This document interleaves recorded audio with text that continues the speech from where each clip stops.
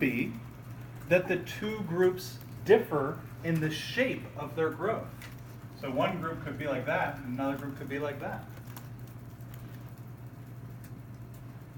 Now, this isn't fully executed in this model, but that would be if we had latent basings here, and you would test to see, is this path different for the two groups? Or really, are these two paths different from one group to the other? Yes? So as we're describing it now, you would run this model for just girls, and then you would run this model for just boys? That is conceptually how you can start to think of it. Okay. It, in essence, is running a group A model and a group B model. The only difference from how you're thinking about it is that it's running them simultaneously in one Uber model. And what the reason that's important is because if it's completely separate, that's good. I mean, that's kind of like an unconditional model.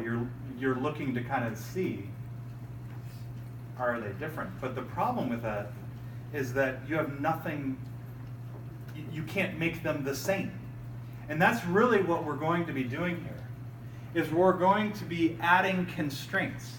We're going to be saying, make these mean paths the same across both groups. And when you make them the same, does the model still fit? If the model still fits, then they are the same. If you show misfit in your model now you know that they're different. So we need them kind of together in one big model in order to add those constraints. But conceptually, you can basically think, well, it's running one for group A, another one for group B, and what we're going to start to do is stitch those models together so that they become more and more the same. More to be said about that. Other comments or questions?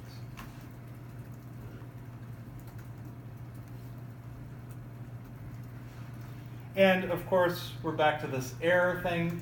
The errors could be different.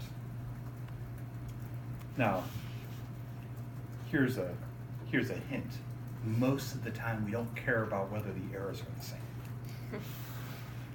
So it may be something that is actually untested in your model. But you could look at it. And sometimes we're prompted to do these things by reviewers. And so then you do them.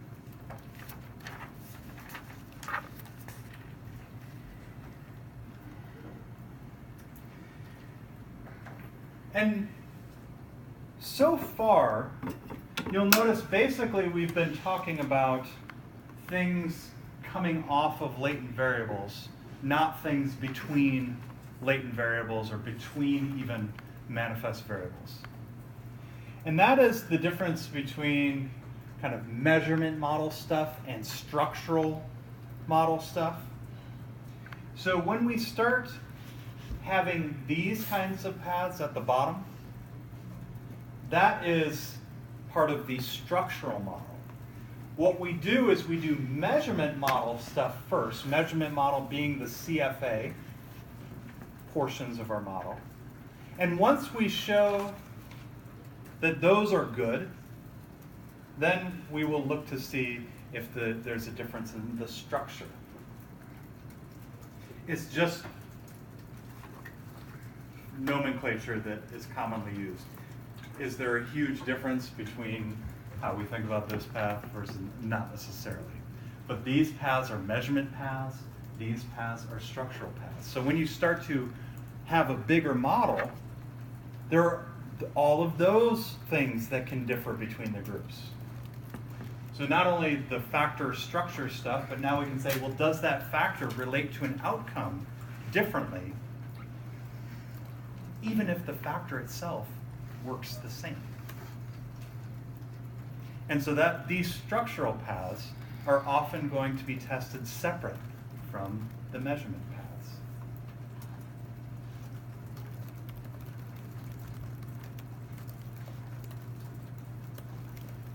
Good?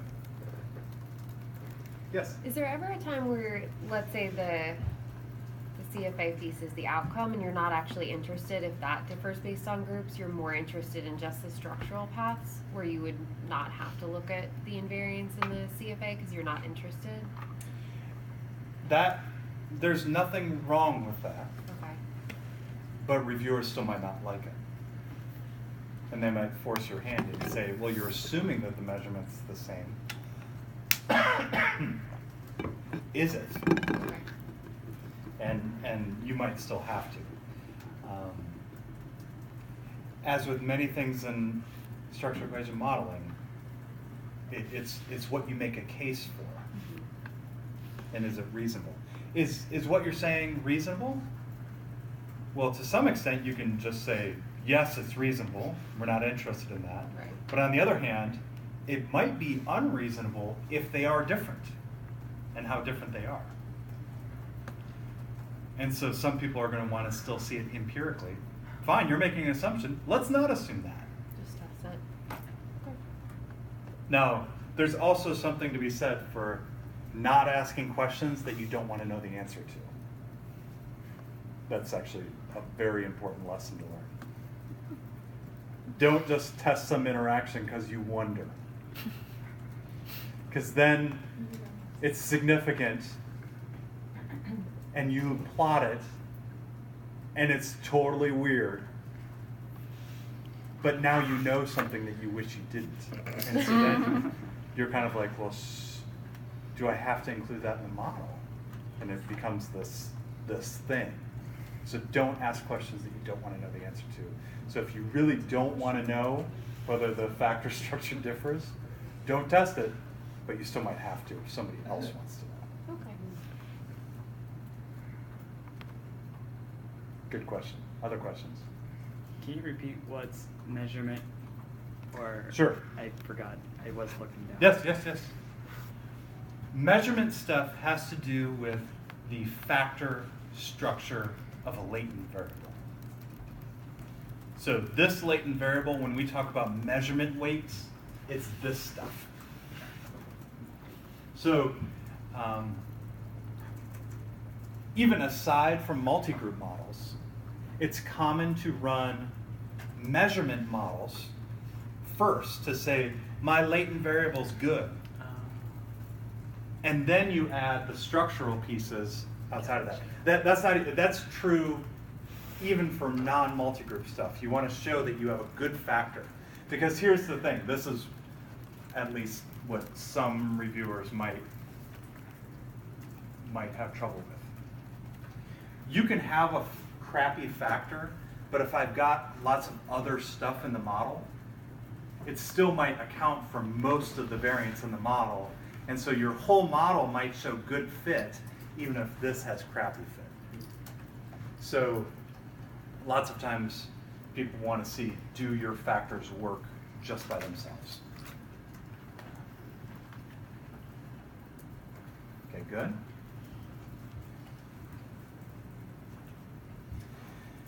So the SEM answer to these limits is multi-group analysis. And kind of going back to what Tanya was saying, it in essence runs a model for each group. But what you do is it starts out as two totally separate models. A model for group A, it's the same model, but all the paths, everything can be different. And what you do is you systematically make those two models one and the same. So you end with a model where it is the exact same for both groups. You start with a model where everything is different, and you end with a model where everything is the same. But you'll notice I'm saying start and end, not step 1 and step 2. Because there are actually a number, and this is more a conceptual list. It might be that you're testing even sub-versions of these. You can make models the same in a whole series of steps. This is going to be the usual progression. You're going to start with measurement weights, if you have those in your model. And you're going to work all the way up to measurement residuals, where like even the error variances are the same. But in between, there are a number of things. And so I'll have a picture here that shows you this. But you start with the measurement weights, then you move to those intercepts. That's like the mean portion. The structural weights, the structural intercepts, the structural means, the structural covariances, the structural residuals, and finally the measurement residuals. Wow. Now, if you're running this in Amos, they've got a multi-group function built in, and it's kind of nice because it's automated, but it's also kind of a pain because it's automated. You can't sometimes or it's a pain to get it to do exactly what you want it to do sometimes. But if you run the automated procedure, what it does is it starts with the two groups, and it constrains each of these in succession, and then you get output for everything. A different way of thinking about this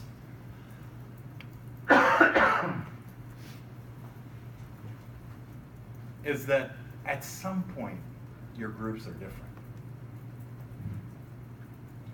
I mean, for almost any two groups, they're going to be different. And it's more of a question of where it breaks down and whether or not the point at which it breaks down is a point at which you care about. But the earlier on in the process it breaks down, in many ways, the more important that difference is. If the measurement weights are different between the two groups, that's going to be a relatively important thing because it says that your phenomenon of interest is different between the groups. And what that means is that those paths cannot be constrained across the two groups. That means that you're measuring two different things. Even though it's the same variables going into it, it means that you're measuring two different things. And if you're measuring two different things, does it really even make sense to go to the next step? So it's kind of a progression. And to some extent, it's going to break down somewhere. But is that at a point that you care about? If your measurement residuals show differences, do you really care? Probably not. But structural weights, those are paths, kind of between variables. Oftentimes, this is what we really care about. Yes? So it is better if one of the groups breaks up earlier in the process and the other one lasts as long as it can? No. To show the noise. No. Because the point at which it breaks down, it's true for both groups. It's saying the groups are different in structural weights. It means that the path between two variables is different for two groups. Let me show you this next slide. So this is my attempt at a graphical representation of all of the different paths that you might. It's those same things, but just kind of labeled on a figure. So let's see. Measurement weights, we're going to start here usually. And then the intercepts are the means different. Okay. We might not even test this, by the way. You might skip from 1 to 3. But you're still going to maintain the order that you test them in.